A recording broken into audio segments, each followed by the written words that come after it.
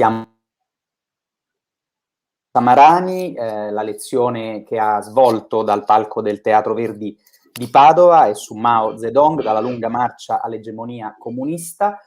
Il ciclo, come tutti sapete, immagino lo sappiate, è lezioni di storia, quest'anno la presa del potere con una staffetta tra i grandi teatri italiani. Siamo ormai a un buon punto in questo percorso. Ricordo sempre che le lezioni restano disponibili sul canale masterclass di auditoriumplus.com e che anche la video chat, che si svolge alle 19 della domenica, la lezione è sempre disponibile dalle 8 del mattino, quindi tutto il corso della giornata è possibile vederla per poi arrivare all'appuntamento con la video chat, ma si può recuperare in ogni caso la lezione in qualunque momento fino al 30 di giugno, quindi c'è tutto il tempo eventualmente per rivederla e poi magari recuperare anche la chat che resta online sui canali Facebook di Auditorium Parco della Musica, Lezioni di Storia e dei teatri che hanno partecipato quest'anno al ciclo La presa del potere. Do appunto il benvenuto a Guido Samarani, che ha tenuto la sua lezione, come vi dicevo, dal Teatro Verdi, e visto che è un po' un nuovo ingresso nella compagine delle lezioni di storia, almeno per me o comunque nel ciclo tradizionale, mi faceva piacere avere un po' le sue osservazioni, le sue riflessioni, intanto sulla lezione fatta soprattutto senza pubblico, e poi la suggestione che magari c'è stata, immagino, di stare comunque in un teatro, luoghi che adesso cominciano a riaprire, ma che magari non sono sempre così abituali per uno storico. Insomma, vorrei qualche elemento di suggestione mentre aspettiamo le domande che arrivano. Sì, beh, indubbiamente è stata un'esperienza importante, anche ne avevo già fatte alcune altre, ma da teatri o da auditorium, ma certo era la prima volta che la facevo senza nessuno, cioè senza pubblico, insomma. Quindi è stata un'esperienza, anche questa utile, anche perché aiuta anche a misurare un po' se stessi, diciamo così, con nuove frontiere dell'impegno, di quanto si possa fare, di quanto non si possa fare, insomma, da questo punto di vista. Il teatro è splendido, era splendido, è splendido, certo, così vuoto faceva un po', insomma, c'era un po' di sgomento da un certo punto di vista, ma poi alla fine, diciamo, ci si abitua anche a questo, sperando che ovviamente sia una fase temporanea e che si vada verso il ritorno alla normalità dei teatri aperti e dei colloqui e delle discussioni aperte. Allora, Guido Samarani insegna storia della Cina e istituzioni politiche dell'Asia orientale all'Università Ca' Foscari. La sua lezione, come ricordavo, è su Mao, dalla lunga marcia all'egemonia comunista. Cominciano ad arrivare, intanto, professore, volevo dirle i primi complimenti che fanno magari sempre piacere tra i commenti, lezione davvero interessante, e poi una domanda molto netta, che però forse avrei effettivamente fatto anch'io: che cosa è rimasto nella Cina moderna della Cina della lunga marcia? Sì, grazie per diciamo, gli apprezzamenti, che fanno sempre molto piacere, che aiutano a migliorare, perché tutti noi abbiamo sempre delle nuove frontiere, delle nuove possibilità di miglioramento. Direi che appunto oggi nella Cina contemporanea la lunga marcia è rimasta per lungo tempo, soprattutto dopo la fondazione della Repubblica Popolare Cinese nel 1949, come un punto fermo tra storia, memoria e direi anche mito, perché c'è una certa mitologia, alcuni elementi, alcuni dati, alcuni eventi sono così abbastanza ricostruiti con precisione storica, altri hanno a che fare anche un po' con una certa narrativa mitologica che insomma è importante, è sempre importante, è sempre utile in questi casi. Direi che non a caso la lunga marcia è tornata ancora di più, forse, per certi aspetti, al centro della narrativa e dell'analisi storico-politica in Cina negli ultimi 10 anni, con la nuova leadership, con Xi Jinping, no? Sappiamo che c'è stata spesso Xi Jinping è stato accomunato per vari aspetti a Mao Zedong. Io credo che il contesto storico-politico sia molto diverso e la stessa personalità di Mao e quella di Xi Jinping siano molto diverse. Tuttavia è indubbio che ci sono alcuni elementi di similitudine, di affinità, diciamo così, ecco, da questo punto di vista. Anche recentemente, in queste settimane e mesi, tra l'altro quest'anno è un anno importante perché cade il centenario della fondazione del Partito Comunista Cinese, che fu fondato, come sappiamo, nel luglio del 1921. E appunto lo stesso Xi Jinping ha ricordato, ha avuto occasione di ricordare l'importanza della lunga marcia, non solo come fatto storico lontano, che ovviamente che ha a che fare con la storia della memoria, ma direi anche come elemento di coraggio, no? di perseveranza, di capacità di superare qualsiasi tipo di ostacoli e di difficoltà. Ecco, una specie di modello lanciato al paese e una specie di modello lanciato, direi, anche e soprattutto ai giovani cinesi o a larga parte della gioventù cinese, che secondo il quale oggi la Cina, in un momento di crescita ma anche di problemi, indubbiamente, interni e internazionali, ha bisogno sicuramente di questo stesso coraggio e di questa stessa voglia di combattere e di superare gli ostacoli. Giovanni Schiavetto chiede precisazioni su alcune cifre. Vorrei che il professore cortesemente mi confermasse delle cifre. 80.000 partiti, nel senso di persone, 8.000 arrivati e in un anno 10.000 chilometri? Sì, certo, queste sono indicativamente le cifre. Cioè, diciamo, le cifre non sono sempre precisissime. Io ho fatto una sintesi tra quelle che sono le fonti cinesi principali più importanti e anche una serie di altre fonti occidentali che sono andate a integrare le fonti cinesi. Quindi sì, questi sono 80.000 circa, in realtà sarebbero forse secondo alcuni 82-83.000, ma io ho raccontato abbastanza, e circa il 10% giunti, tenendo tuttavia presente che in questo anno molti nuovi adepti, molte migliaia di nuovi adepti si aggiunsero al Partito Comunista Cinese e all'Armata Rossa Cinese, quindi diciamo si arrivò alla fine con una entità, con una quantità di nuovi militanti molto importante e molto significativa da un certo punto di vista. Prima di cominciare parlavamo di possibili testimonianze dirette, immaginando che non ve ne fossero. Ce n'è una in diretta di Marco Marroni che dice: mia madre ha conosciuto di persona Mao nel 59, quando 10 anni dopo, come molti miei coetanei, ero affascinato dalla Cina, mi disse che le era sembrato un uomo rozzo culturalmente e anche arrogante. Questa non è una domanda, diciamo, però magari ci aiuta anche a mettere insieme altre domande su Mao come figura anche da un punto di vista emotivo, oltre che politico.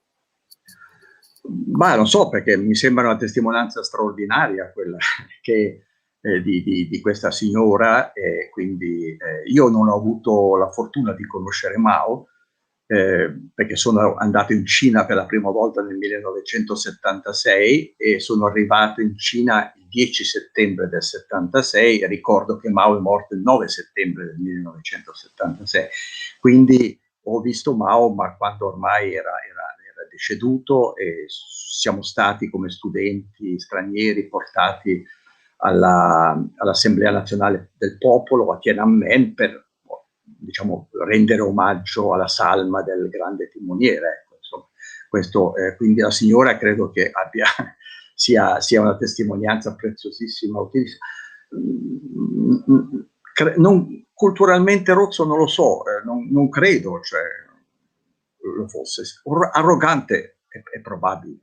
Era un uomo consapevole, pienamente consapevole di quello che aveva fatto, e soprattutto poi dopo il 1949, quando era diventato il leader incontrastato del partito, della rivoluzione e del paese, il presidente Mao, diciamo il primus inter pares, in una leadership collettiva molto ampia, molto articolata, un leader la cui parola non poteva sostanzialmente essere contrastata, salvo problemi politici personali e politici che si sarebbero presentati. Non mi sorprende che fosse arrogante, ecco.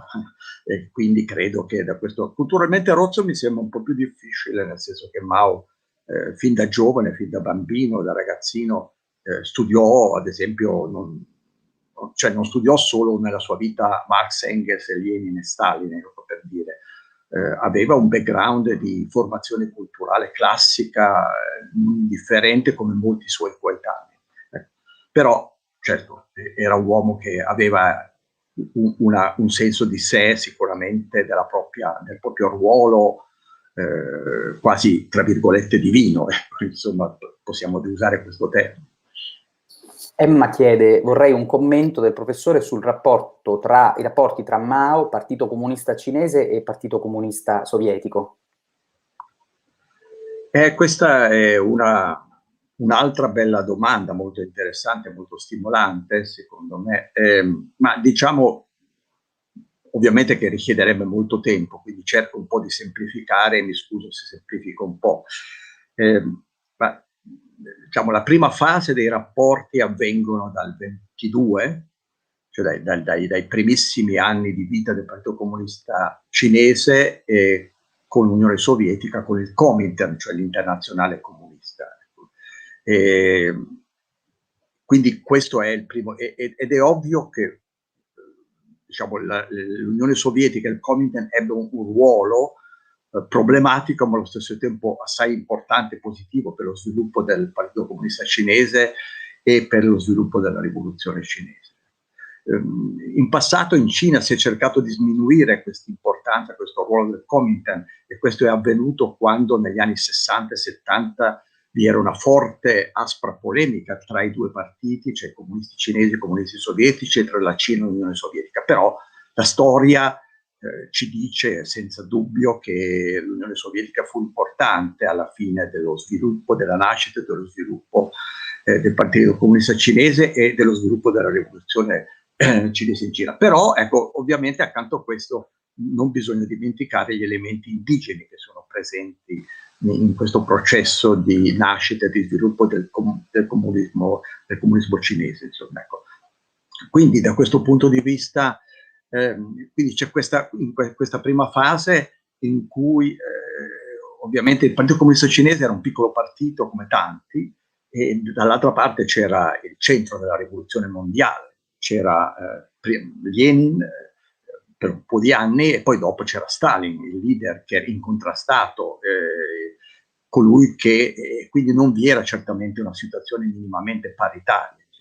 Nel corso degli anni 30 e 40, grazie a Mao, credo, e grazie non solo a Mao, ad altri suoi compagni d'arme, si è arrivati a inserire degli elementi, chiamiamoli così, di parziale, graduale autonomia del partito all'interno del movimento comunista internazionale.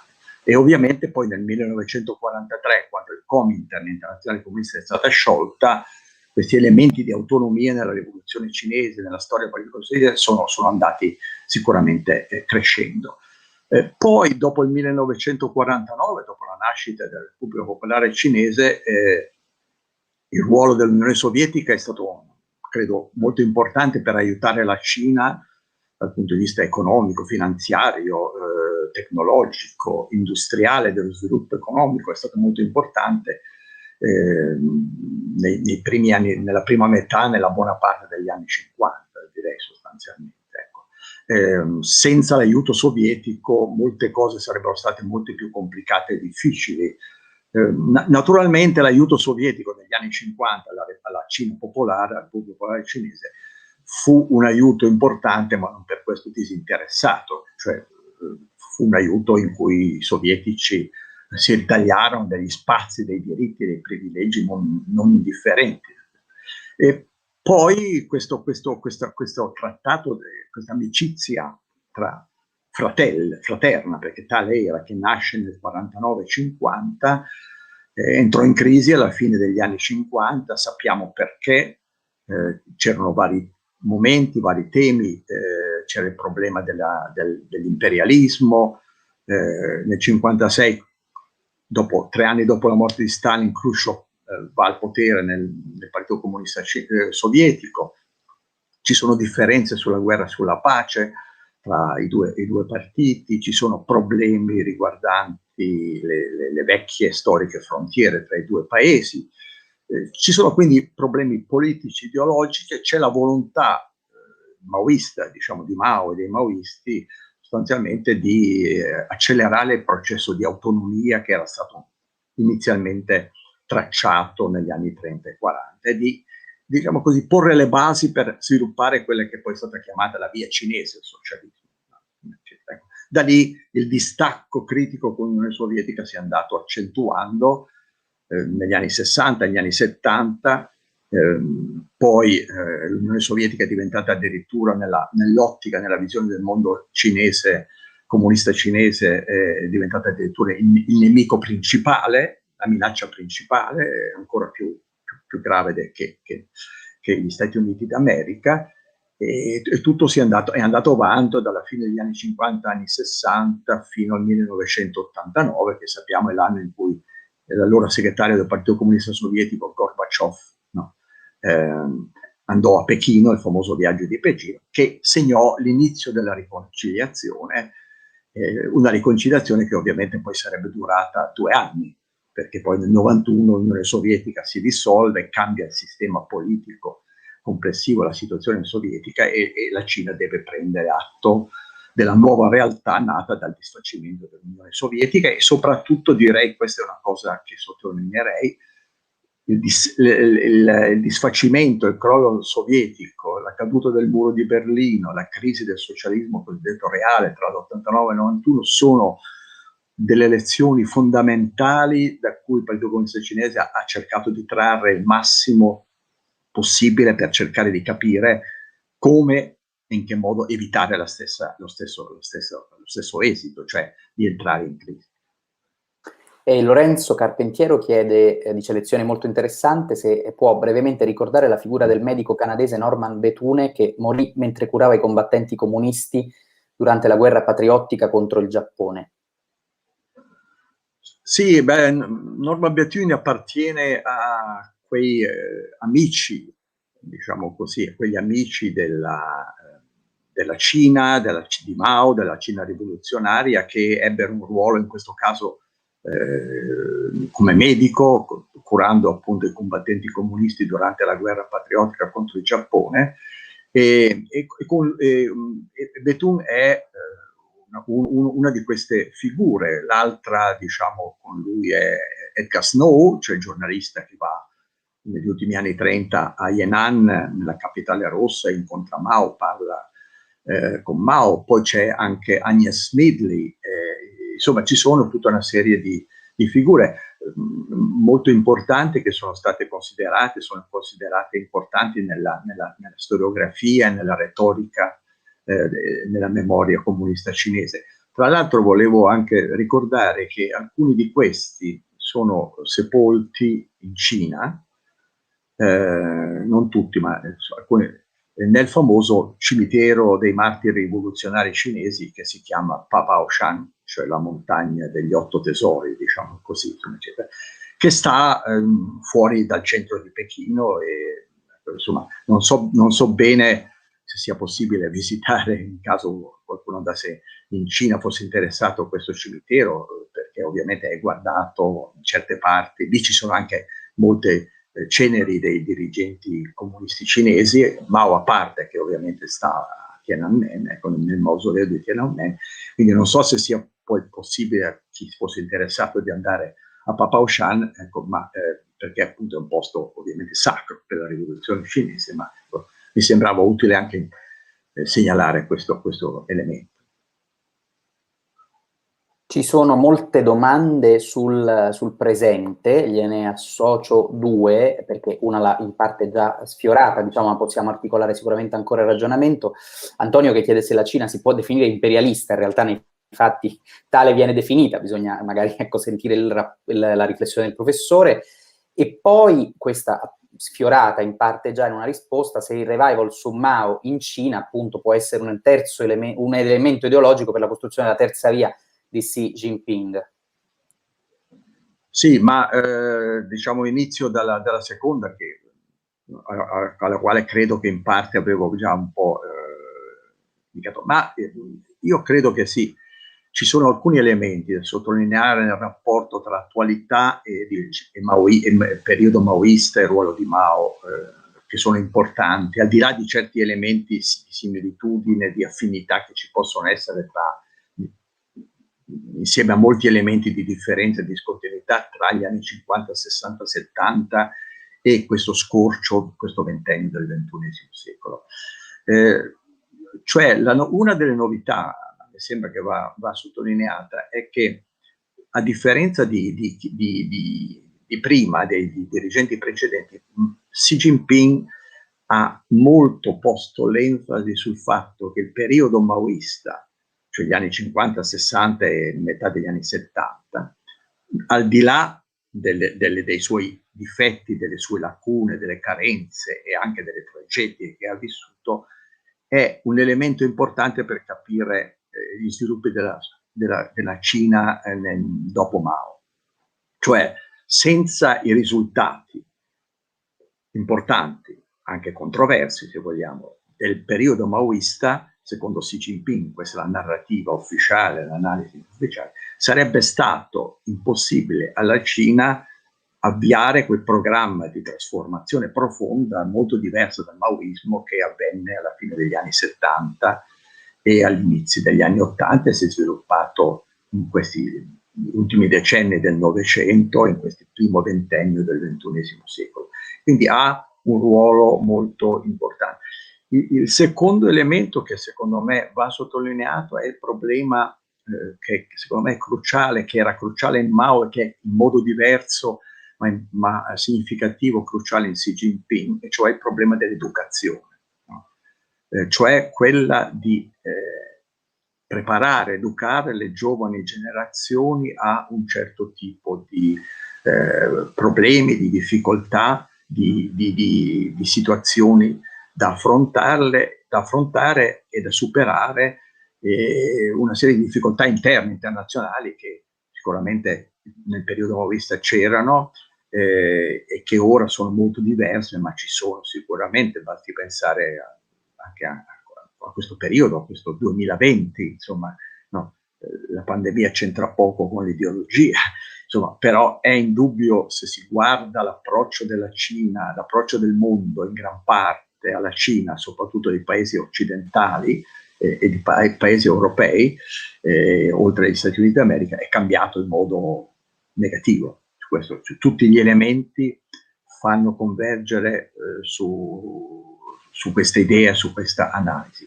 Quindi l'idea di Xi Jinping, credo, è: dobbiamo essere uniti, pronti, preparati, non ci piegheremo come Mao non si piegò all'Unione Sovietica, agli Stati Uniti negli anni 50, 60 e 70, e dobbiamo andare avanti per raggiungere i nostri obiettivi essenziali.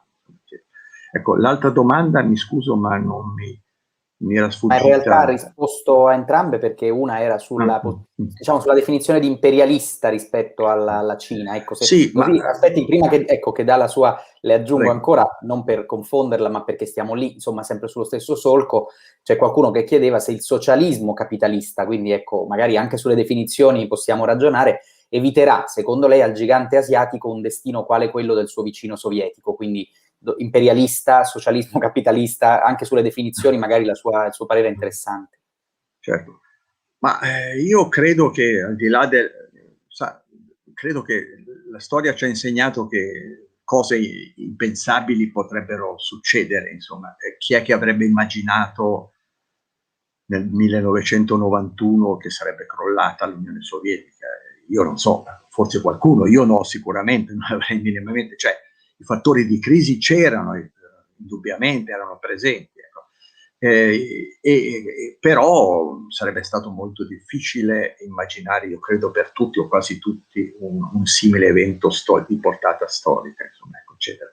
Quindi credo che la risposta adesso su quello che sarà il futuro è difficile dire. Io credo che nel breve termine nei prossimi anni non ci saranno potenzialmente grossi problemi, ma nel medio termine i problemi interni, internazionali della Cina, insieme ai punti di forza, che sono tanti, i successi che sono tanti, potrebbero sicuramente creare delle sfide difficili da affrontare, insomma, eccetera. Ecco.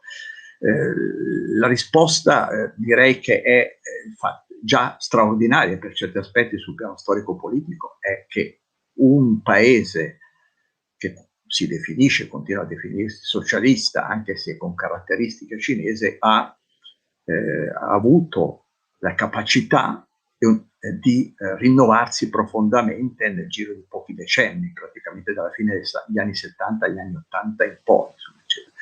E che questo è stato fatto da un partito comunista cinese che appunto aveva, che si è rinnovato, perché si è rinnovato indubbiamente, ha mantenuto fermi alcuni punti fondamentali, uno di quelli è il sistema autoritarismo politico, insomma, ecco, di quella che la Costituzione cinese chiama la dittatura democratica popolare come sistema politico in Cina. Questo è il sistema che gli stessi cinesi definiscono, insomma.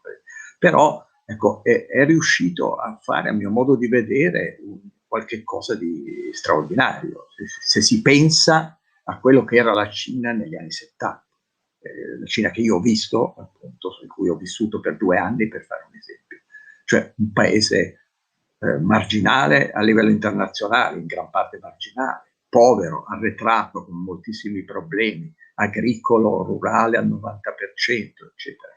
La trasformazione è stata straordinaria. Questo non vuol dire che ovviamente nel processo, nei successi del processo, delle conquiste del processo di trasformazione, non vuol dire che non rimangano alcuni vecchi problemi, alcune vecchie sfide, e soprattutto che non si siano aperti nuovi problemi, nuove sfide, che non sarà facile gestire. Però questo partito comunista, le sue capacità di adattamento, di flessibilità, la sua resilienza, come è stata chiamata, sono stati finora, fino ad oggi, forti e sufficienti per poter guidare questo processo di sviluppo economico e di trasformazione economico-sociale molto profonda. Insomma. Quindi, e poi aggiungo, c'è un problema di fondo che non è detto che impedisca una trasformazione o una crisi stile sovietica in futuro, non lo so.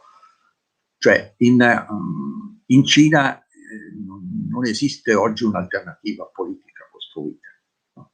Quindi l'alternativa possibile all'eventuale, io personalmente per i tanti amici cinesi, per il popolo cinese mi auguro di no, ma ad un crollo del sistema, l'eventuale crollo del sistema, l'alternativa è quello che è stato uno degli elementi negativi della storia cinese moderna contemporanea, cioè il disfacimento del sistema dello Stato e la nascita di una serie di poteri regionali in conflitto tra di loro. Questo è un possibile sbocco, è un possibile rischio, ecco, insomma, che potrebbe presentarsi. Io non so se si presenterà, ovviamente, spero non si presenterà rispetto del popolo cinese, che secondo me è un grande popolo, ma sicuramente una delle cose che bisogna prepararsi, su cui bisogna pensare come ipotesi anche teoriche, è anche questa. Insomma. Sul termine imperialismo io non sono molto d'accordo, non mi sembra che la Cina sia un paese imperialista, nel senso classico del termine, insomma. Non è un paese che occupa, ad esempio, altri territori. È vero che c'è una piccola base, non si sa se militare civile, ma forse militare in Africa, ma insomma mi sembra un po' poco per definirlo imperialista. L'elemento invece importante è che qualsiasi potenza, i cinesi negano questa cosa, negano questo aspetto, qualsiasi potenza emergente che diventa tale, diventa una grande potenza come lo è la Cina oggi, corre potenzialmente il rischio di non essere in grado di limitarsi, di autocontenersi, di limitare i propri difetti e le proprie carenze. Questo è una cosa sicuramente molto che è successa nella storia. I cinesi dicono che loro non percorreranno, sapranno fare in modo di non percorrere questi, diciamo, difetti, carenze dei vecchi modelli. Prima era la Gran Bretagna, poi la Germania, poi gli Stati Uniti d'America, però ecco, il rischio c'è sempre. Un'ascesa enorme, grande, di dimensioni quantitative e qualitative come quella della Cina in pochi decenni può, ovviamente, è chiamata, la Cina è chiamata a un compito dal mio punto di vista particolarmente complesso e difficile, cioè restare grande, continuare a crescere e allo stesso tempo non ripercorrere modelli, diciamo, di comportamento negativi fatti da altre potenze in passato. Rispondo io ad Adriana che chiede, che ha perso la lezione di oggi, come può recuperarla, quindi è stata una questione tecnica, non mi azzarderei a rispondere su questioni storico-politiche legate alla lezione, ma voglio dire che si può recuperare fino al 30 giugno su auditoriumplus.com alla sezione masterclass, e dicevo appunto le lezioni restano disponibili. Ogni lezione, anche la nuova di cui tra poco darò notizia, è disponibile dalla mattina della domenica dalle 8 e poi l'appuntamento con la video chat live è alle 19. Le faccio un'ultima domanda che in realtà sono due domande uguali in realtà stavolta e tutte e due le chiedono di raccontarci qualcosa sulla cosiddetta rivoluzione culturale, cioè dare diciamo anche un senso a questo, lei chiedono un giudizio sul periodo della rivoluzione culturale e anche dare un senso a questo aggettivo, poi in che senso rivoluzione culturale? Sì, certo, ma io ho guardato e cerco di guardare la rivoluzione culturale rifuggendo, come a Mao Zedong, peraltro, diciamo, non solo, ma al suo ruolo politico, personale, politico, storico, cercando di rifuggire da due grossi difetti che si sono manifestati periodicamente nell'analisi e nel giudizio storiografico. Cioè, il primo di considerare, chiamiamolo un giudizio agiografico, cioè un giudizio che non tiene conto dei difetti, delle carenze, dei seri problemi, e invece va a fondo nel capire perché certi problemi come quello, certi periodi così travagliati come quello della rivoluzione culturale si sono manifestati. Ecco, l'altro è quello di demonizzare gli eventi, no? Cioè quello di parlarne senza tenere conto dei processi reali, delle trasformazioni, dei fatti reali e delle analisi reali. Io credo che sulla rivoluzione culturale qui c'è, dal mio punto di vista, un difetto dal punto di vista cinese. Questa è una mia opinione personale, ma non è solo mia. Cioè, la rivoluzione culturale è stata rimossa come fatto storico-politico. Cioè, è stata oggettivamente nel 1981 il Comitato Centrale del Partito Comunista Cinese ha elaborato diciamo così, un giudizio storico-politico su Mao e quindi anche sulla rivoluzione culturale, e da allora, salvo rari e sporadici momenti ed episodi, la questione della rivoluzione culturale è stata sostanzialmente messa da parte nel dimenticatoio in Cina. Io credo che questo sia, dal punto di vista storico, un errore.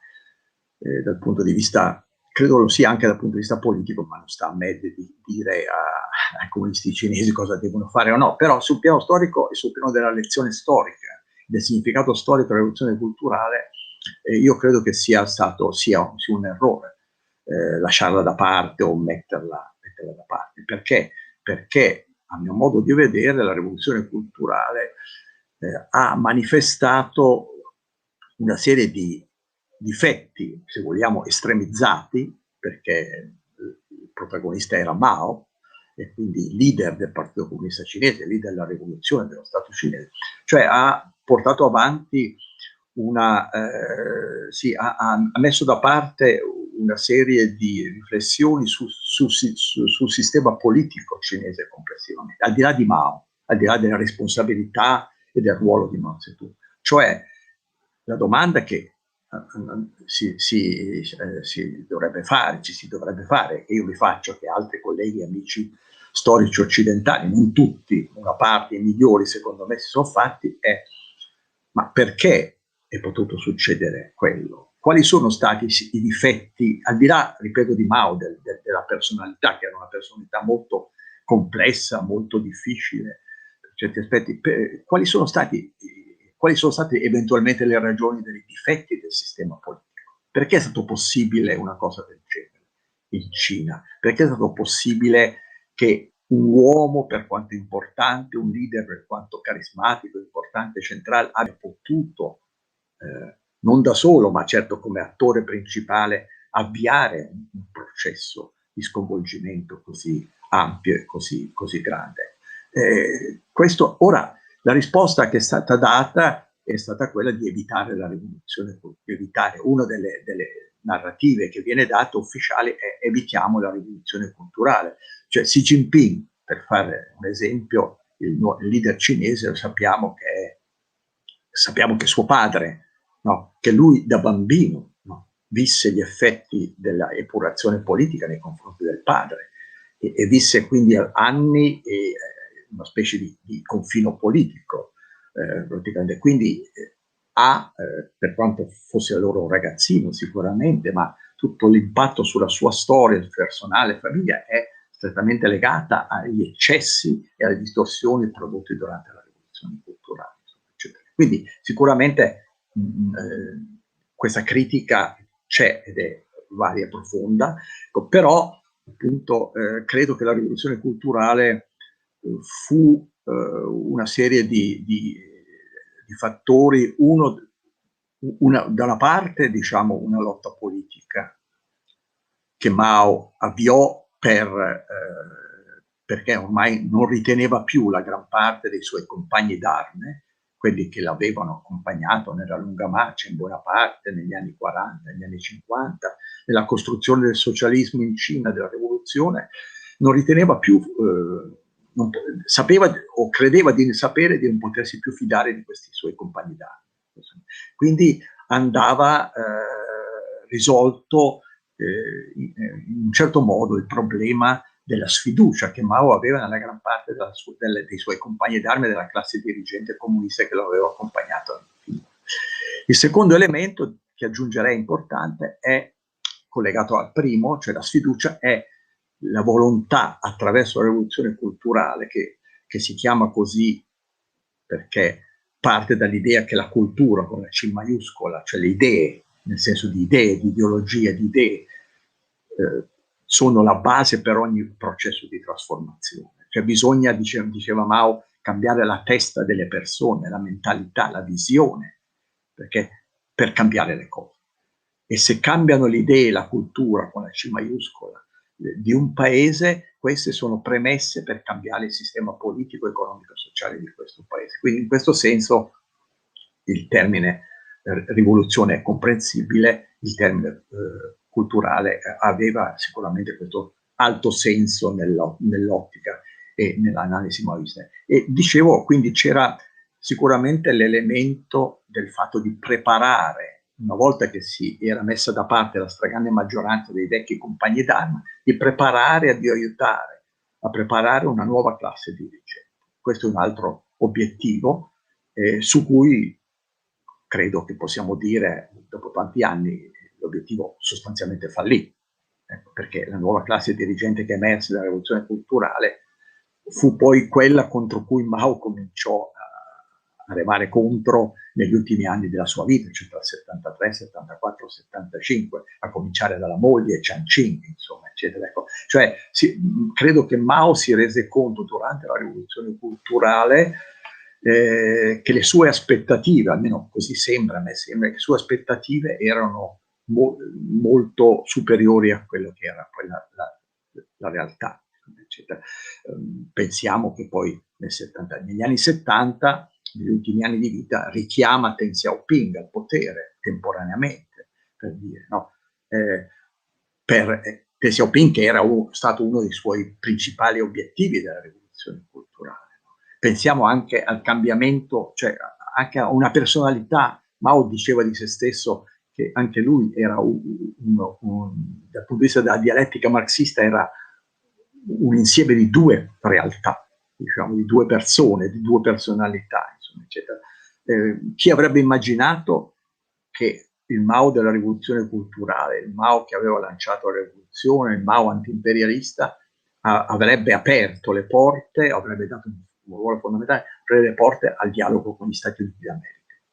Io credo che nel 68, 69, 70 nessuno l'avrebbe mai immaginato.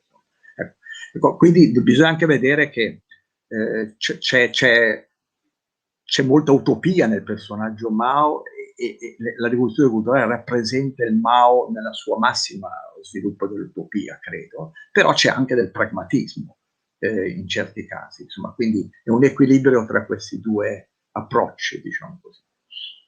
Grazie professor Samarani, perché la risposta è stata molto articolata ed esaustiva, sono tante le domande arrivate, tanti complimenti, il nostro tempo però è esaurito. Ricordo ancora una volta che la lezione di Guido Samarani, Mao Zedong dalla lunga marcia all'egemonia comunista, è visibile ancora fino al 30 giugno sul canale masterclass di auditoriumplus.com, che questa video chat che abbiamo fatto in diretta è disponibile anche appunto sui vari canali Facebook, lezioni di storia, Auditorium Parco della Musica e i teatri che hanno aderito quest'anno in questa grande staffetta a lezioni di storia La presa del potere, che continua, siamo quasi agli ultimi appuntamenti, gli ultimi due, il penultimo è domenica prossima, 9 maggio, dalle ore 8 sarà disponibile, dalle ore 8 del mattino, la lezione di Marcella Emiliani, che insegna storia e istituzioni dei paesi del Mediterraneo all'Università di Bologna.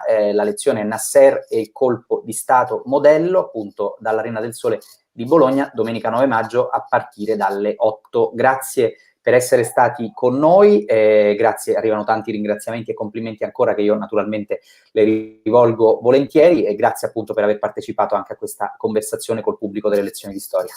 Grazie a lei e grazie a tutti per l'attenzione e per gli apprezzamenti. Grazie mille, buona serata. Buona serata a tutti.